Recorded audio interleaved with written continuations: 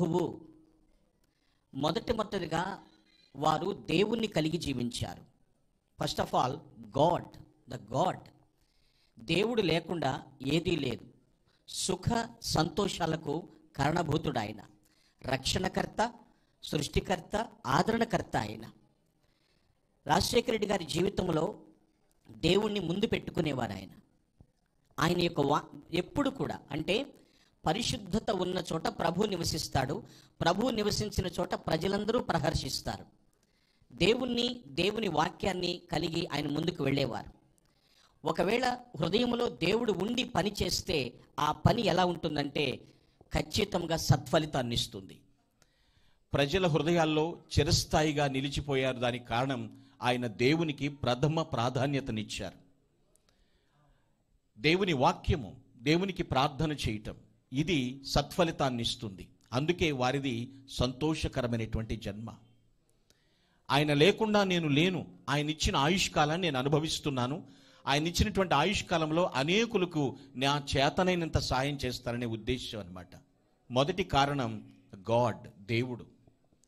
రెండవది ఆయన సంతోషకరమైన జన్మ అనటానికి రెండవ ప్రధాన కారణం ఏమిటంటే God's love, the love of God. దేవుని ప్రేమను కలిగి ఆయన జీవించారు. ఆయన ఎంత ప్రేమామయుడో, ప్రజలందరి పాపముల కొరకై సిలువేసి మరణించడి మూడవ దినాన్ని తిరిగి లేచినట్టు ఆయన ప్రేమ అపరిమితమైనది కదా. అక్కడ వ్రాయబడిన మాట తండ్రుల హృదయములను పిల్లల తట్టునకు త్రిప్పుటకును అనుంది 17వ వచనంలో. తండ్రికి పిల్లల మీద ఎప్పుడు కూడా ప్రేమే ఉంటుందండి. ప్రేమ తప్ప మరేది కూడా ఉండదు. అందుకనే ప్రేమ సహిస్తుంది. అంత ప్రేమను కేవలము రాజశేఖర రెడ్డి గారు తన కుటుంబానికి మాత్రమే కాకుండా సమాజానికి కూడా సమపాళ్లుగా పంచారనమాట. దేవునికి ప్రథమ ప్రాధాన్యత ఇచ్చారు. రెండవదిగా దేవుని ప్రేమను కూడా పంచారు. అంటే తండ్రి స్థానం తన కుటుంబానికే పెద్ద దిక్కుగా కాకుండా రాష్ట్రంలో ఉన్నటువంటి, దేశంలో ఉన్నటువంటి ప్రజలకు కూడా పెద్ద దిక్కుగా ఆయన నిలిచారు. అందుకే వారిది సంతోషకరమైనటువంటి జన్మ. దేవుని వాక్యమును బట్టి మాట్లాడుతున్నాను ప్రియులారా. ఏ పక్షపాతం లేకుండా పరిపాలన, ఆ ప్రేమ ఆయన చిరునవ్వులోను, ఆయన చూపులోను, ఆయన యొక్క వ్యవహార శైలిలోను కూడా చూడగలుగుతూ ఉన్నాం, చూశాం, ఇప్పటికీ మర్చిపోలేకుండా ఉన్నాం. అందరికీ ఆ ప్రేమను పంచటం. ఒక ప్రొఫెసర్ గారు ఇలా అన్నారు, ప్రే అంటే ప్రేరేపించబడుట, మా అంటే మరిచిపోలేకుండుట అని. ఎప్పటికీ కూడా మర్చిపోలేనట్లుగా ఆయన దైవ ప్రేమను ప్రజలకు పంచారు. అందుకే వారిది సంతోషకరమైనటువంటి జన్మ. మూడవ కారణం ఇక్కడ ఏముందంటే అవిధేయులను నీతిమంతుల జ్ఞానమును అనుసరించుటకు త్రిప్పుట. ఎవరు అవిధేయులుగా ఉన్నారో వారు నీతిమంతుల జ్ఞానం వైపు త్రిప్పటానికే ఆయన జన్మించి ఉన్నారు. దట్ మీన్స్ మూడవది ఏమిటంటే అవేర్నెస్. అందరికీ అవగాహన కలిగించారు. చీకట్లో ఉన్న వారికి వెలుగులోనికి తీసుకొచ్చారు. చెడ్డ పరిస్థితుల్లో ఉన్న వారిని మంచి పరిస్థితికి తీసుకొచ్చారు. పతనావస్థలో ఉన్న వారిని ప్రగతి వైపు నడిపించారు. కష్టంలో ఉన్న వారికి సుఖం ఈ విధంగా కలుగుతుంది అని ఆయన ముందుండి నడిపించారు. అవేర్నెస్ కలిగించారు. చాలామందికి ఈరోజు అవగాహన తక్కువగా ఉంది. ఎందుకంటే అవేర్నెస్ కలిగించినప్పుడు, ఆ యొక్క పరిజ్ఞానం వచ్చినప్పుడు ప్రజలందరూ కూడా ప్రహర్షిస్తారు. వారి జీవితం 75 వసంతాలు పూర్తయినాయి. సంతోషకరమైనటువంటి జన్మగా, మరపురాని మరువలేనటువంటి మహానేతగా, చిరస్మరణీయులుగా ఉండిపోయారు. అందుకనే వారిని కీర్తిశేషులని మాత్రమే కాకుండా సాక్ష్యశేషులు కూడా అంటారు. అంటే గొప్ప సాక్ష్యాన్ని వారు మిగిల్చి వెళ్ళారు ఈ భూమి మీద. ఆయన అనేకులకు అవేర్నెస్ కలిగించారు. చెడు పరిస్థితుల్ని తీసివేశారు.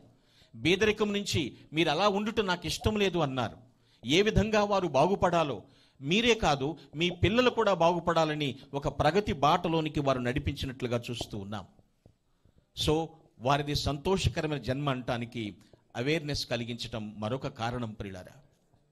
నాలుగవది, చివరి కారణం ఏమిటంటే అక్కడ రాయబడినటువంటి మాట, ఏలియా యొక్క ఆత్మయు శక్తియు కలిగిన వాడై ముందుగా వెళ్ళుట.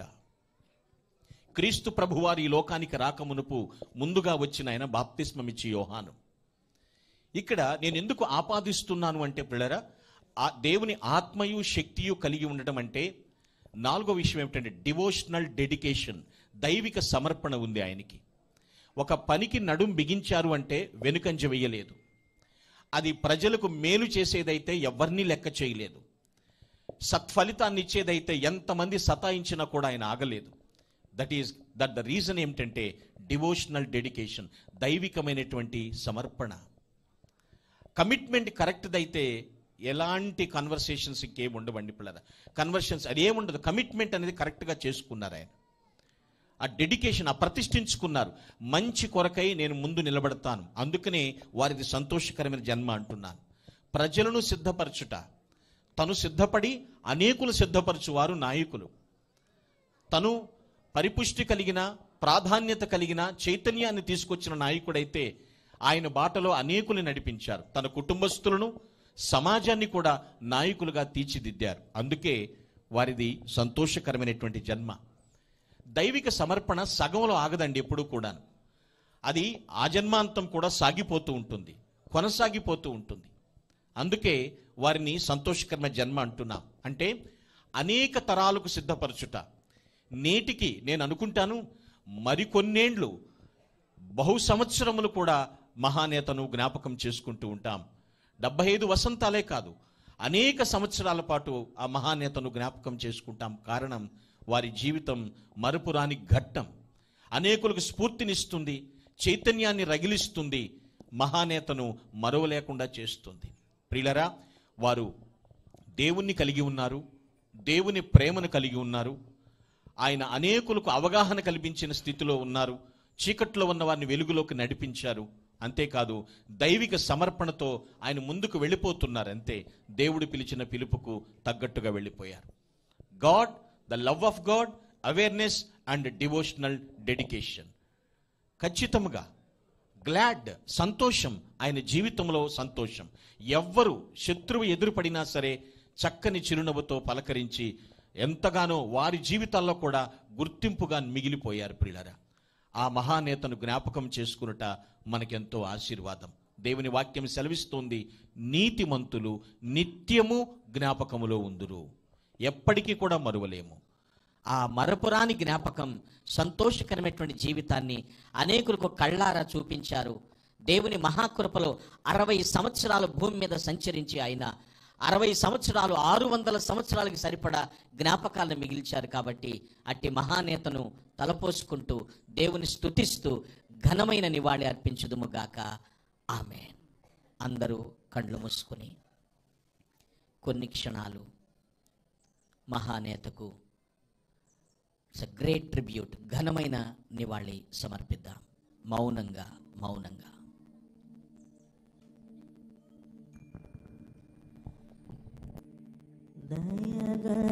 దయగలవారిపై దయ చూపించును, కఠినుల ఎడల వికటము చూపును.